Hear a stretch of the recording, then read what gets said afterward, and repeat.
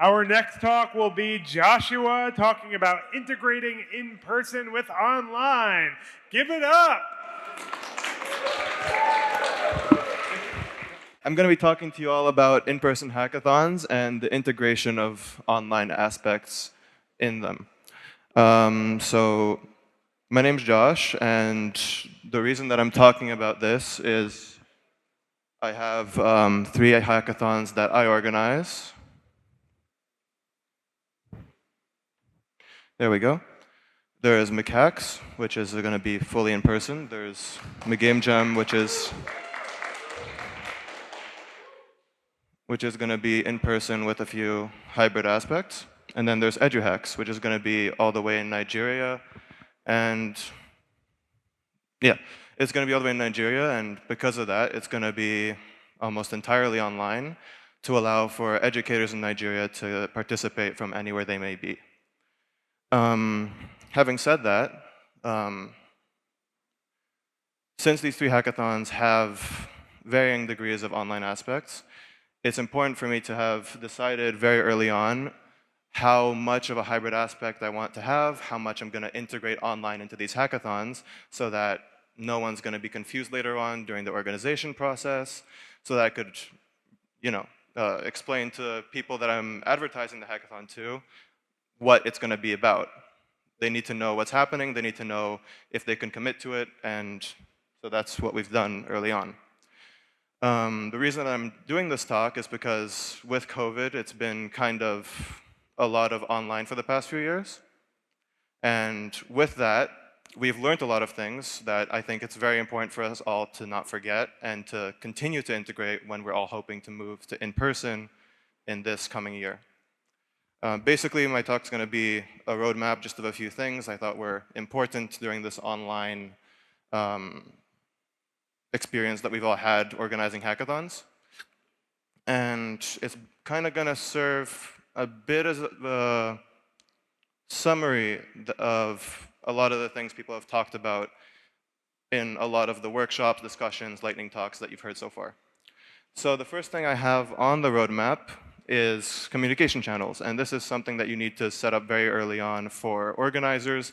They need to understand where you're going to reach out to them. They need to understand what your expectations are of them on these communication channels. And you want to make sure that all your organizers know this very early on, have a meeting early on, explain to them, I expect all of you to at least check this regularly. I expect all of you to be on this channel, which often is Slack for a lot of you. Then, aside from that, there's the hackathon website, which is very important to have extremely early on. Hopefully, a lot of you have set that up already. Otherwise, there's always options like Eventbrite, Facebook. Just set up an event on there really early on. Have something where you could lead people to. Don't just leave it at, I'm going to tell people about my hackathon, and then I'll have the website later on when applications open. It's important to have it early on so they have something to come back to, a place where the applications are going to be posted where they can register. Then after that, there's the organizer meetings themselves, which is a bit on the same topic as the first point of the communication channels.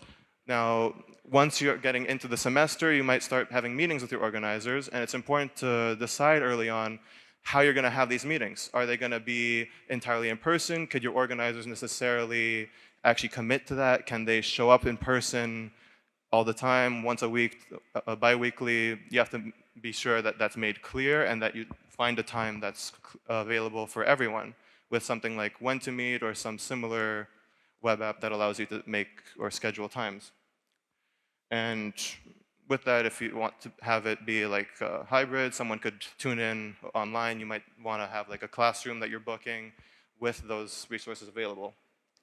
Onwards to advertising, there's also that important aspect. Once you have the organizer meetings, you want everyone to know about your hackathon, the sponsors, mentors, participants. So you want to be kind of spreading the word of your hackathon. A lot of you might have thought of cross-promoting with other organizers here. And if you haven't, I definitely recommend people that you already have spoken to, connected to, reach out to them, talk to them. Maybe they're willing to cross-promote with your hackathon. And then the other aspects of a hackathon might be the hackathon platform, something like Discord, Slack. Right now, a lot of you might be using Discord, and it's something that's important to set up early, have it be clean, have it be just streamlined early on so that all your organizers know what it is, all your organizers know how to use it, and so that your participants will have an easier time, and especially your sponsors, which might not necessarily be comfortable with it, and your organizers might have to help them through it. The last point I kind of want to talk about is just the continued communication aspect of hackathons.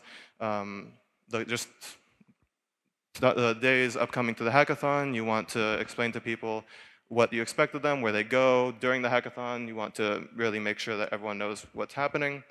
And with that, just make sure you prioritize especially vital information with push notifications, stuff like that. Don't abuse it too much, because obviously there's a lot of things you want people to know, but there's not always that possibility. Yeah, and so with that, I'd just like to finish off with just a donation link to the crisis in Ukraine. My mother comes from Ukraine, so it's a problem that's dear to me, and I thought I'd put it out there. And to finish off, just the next slide, here's my email. If any of you would like to reach out to either cross-promote with any of the hackathons I'm helping run, or just for questions on the slides, just to chat, please feel free. Thank you. Thank you.